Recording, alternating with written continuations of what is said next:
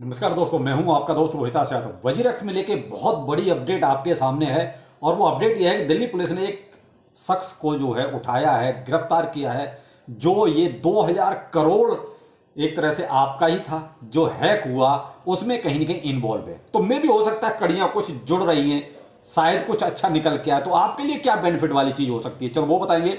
इसमें रीबैलेंसिंग जो कैलकुलेटर आया है, आपको क्या मिल रहा है, क्या आपका इसमें नफा है, क्या नुकसान है, ये भी आपको इसमें बताते हैं। तो कंप्लीट डिटेल आपको वजीरेक्स से मिलेगी। तो चलिए बने रहिए, अच्छा लगे तो लाइक सब्सक्राइब जरूर कीजिएगा। और शुरू करते हैं वजीरेक्स हैक।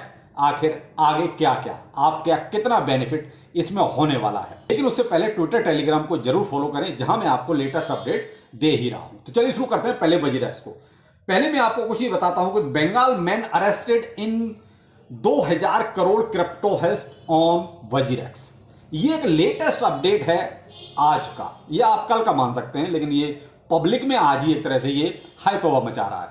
तो अब इसमें क्या कितना बेनिफिट हमें हो सकता है, देखिए हमारा अभी ये कहोगे लेटेस्ट कुछ बेनिफिट इसमें होने वाला है, मुझे तो दूर दूर तक ऐसा कुछ नजर नहीं आता। देखिए इन्वेस्टिगेशन है वजीरेक्स का, कितना लंबा चलेगा नहीं कह सकते। हाँ, ये एक अच्छा स्टेप है। चलो दिल्ली पुलिस ने कुछ अच्छा एक कदम उठाया और कहीं ना कहीं किसी न किसी को तो पकड़ा। में भी कुछ इसके साथ साथ और कड़ियां जुड़ती हुई जाए। मैं तो ये कहता हूं सबसे पहले निश्चल शेट्टी को उठाना चाहिए, सारी चीजें अपने आप साफ हो जाएंगी। बाद की बात है, बाकी तो जो जुड़ेगा जुड़ेगा, लेकिन अगर निश्चल शेट्टी को पहले उठा लिया जाए, चाहे दुबई में या सिंगापुर में जहां पर भी है, तो ये पूरा का पूरा मामला तुरंत सॉल्व हो जाएगा।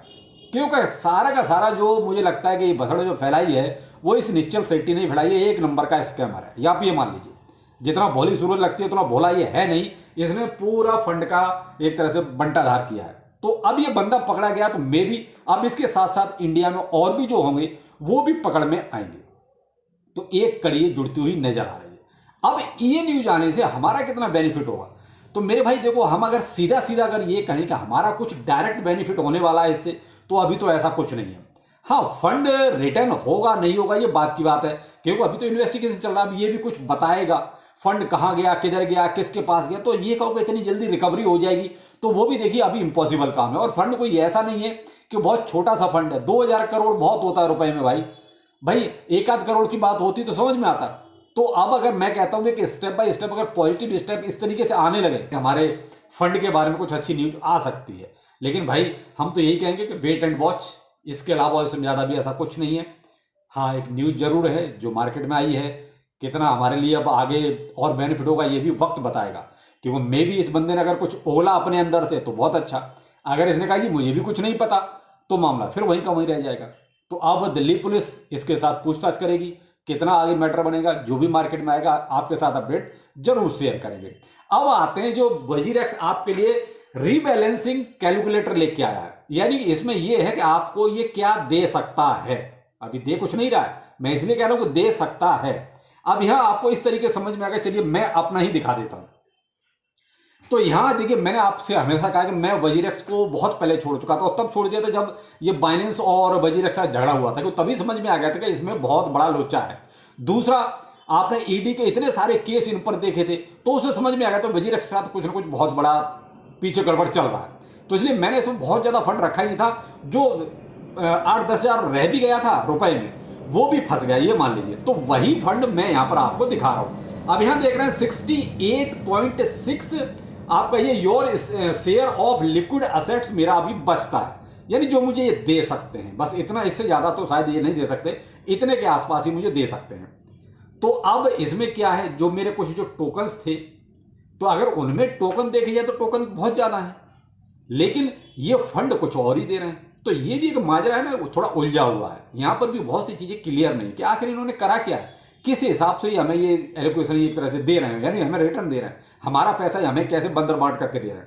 चलो और आगे बढ़ते हैं। जब और आगे बढ़ोगे आप, तो यहां पर आप देखिए रीबैलेंसिंग का पूरा हिसाब किताब आ जाता है, इन्होंने क्या क्या और कैसे कैसे किया है। यानी इन्होंने जो स्टेप शॉट लिया है वो आपका 18 जुलाई का है। यानी उस टाइम इनका जो टोटल क्लेम था वो था 546 मिलियन यूएसडीटी के आसपास।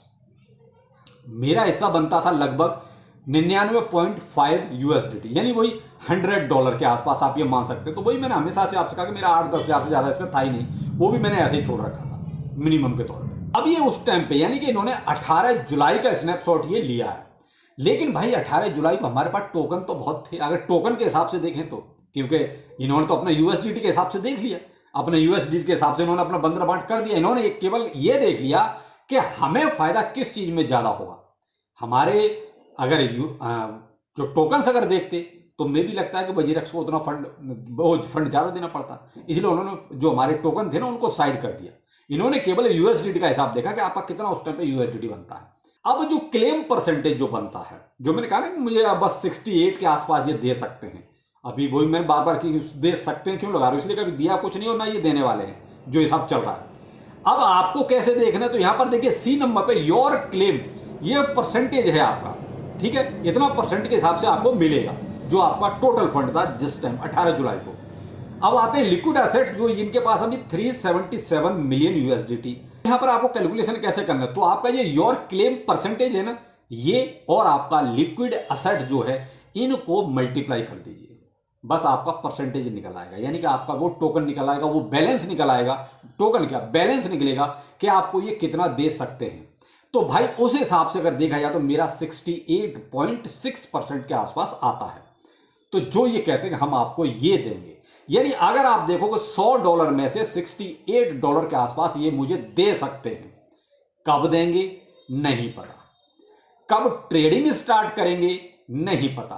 भाई कहने को तो ये बोल रहे हैं ठीक, हम जनवरी या फरवरी में इसको स्टार्ट कर सकते हैं, लेकिन फाइनल कुछ भी नहीं है, क्योंकि ये पल पल पे चीजों को बदल रहे हैं, अपनी बात पर टिकते भी नहीं है। तो यहां पर 68 यूएसडीटी के आसपास मेरा बनता है। अब यहां पर होगा क्या, अब ये जो 68% यानी कि $68 के आसपास है, ये मेरा मार्केट के अकॉर्डिंग घटेगा बढ़ेगा। मार्केट अगर बढ़ेगा, अब इस 68 में जो भी मेरे टोकन होंगे उनकी वैल्यू अगर बढ़ेगी तो मेरा 68 का 100 भी होगा, 150 भी होगा। अगर जो मेरे टोकन हैं उनकी वैल्यू अगर कम होगी तो मेरा ये 68 जो है ना टोटल वैल्यू, उसमें ये डिक्रीज भी होगा, हो सकता है 60 हो जाए, हो सकता है 55 हो जाए। अब डिपेंड करता है कि मेरे जो टोकन यहां पर हैं उनकी वैल्यू बढ़ती है या घटती है। तो भाई ऐसे ही आप भी चेक कर सकते हैं। तो आप देख लीजिए आपका रीबैलेंसिंग में कितना बैलेंस आपको ये दिखा रहे हैं, कितना ये दे सकते हैं। तो भाई अब यहां बात आती है क्या मिल सकता है जो ये दिखा रहे हैं रीबैलेंसिंग में, जो रीबैलेंस कैलकुलेटर इनका है, क्या इसमें दे सकते हैं? भाई कुछ भी कंफर्म नहीं है। देखो मैं खामखा आपको कोई हसीन सपने दिखाऊं, उसमें कुछ नहीं रखा। मैं तो हमेशा से जो भी है इसके बारे में हकीकत ही आपको बताता रहा हूं। तो मुझे कोई उम्मीद नहीं है जो ये इन्होंने मुझे रीबैलेंस करके 68 दिया भी है तो वो भी मिलेगा नहीं मिलेगा कुछ नहीं पता। तो भाई अब यहाँ आप जो बार बार एक सवाल पूछते हैं सर वजीरेक्स पे सारा फंड फंसा हुआ है क्या करें, मैं आपको मुझे लगता है कि हर एक वीडियो में लास्ट में जाके आपको कुछ चीज़ें बोलता हूँ।